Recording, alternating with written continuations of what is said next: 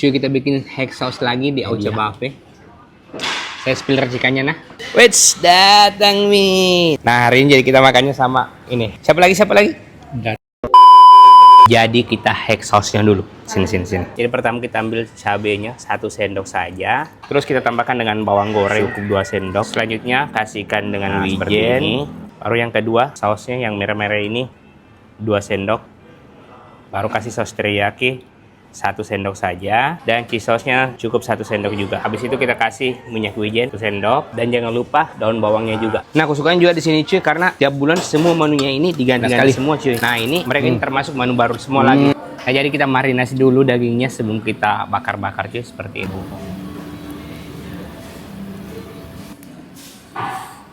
Kusukanya di sini karena kita bisa nge-grill sambil suki-suki juga teman-teman. Jadi sambil makan daging, sambil bikin bakso juga cuy. Dagingnya cuy. Nah, ini dia hack sauce-nya. Jadi itu dia creamy, terus dia pedas juga, dan ada aroma-aroma daun bawangnya. Terus yang bikin tambah enak karena ada bawang goreng sama ininya, wijennya.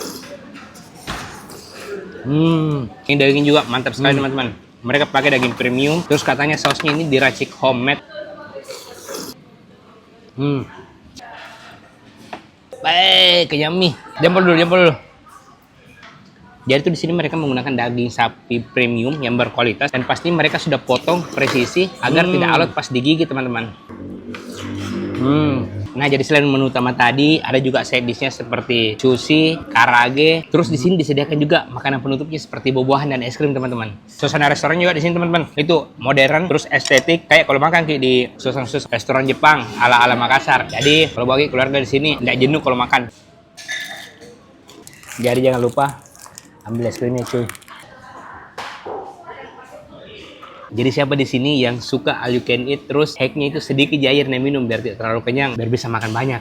Coba kalian komen di bawah cuy, kalau teman-teman yang seperti itu.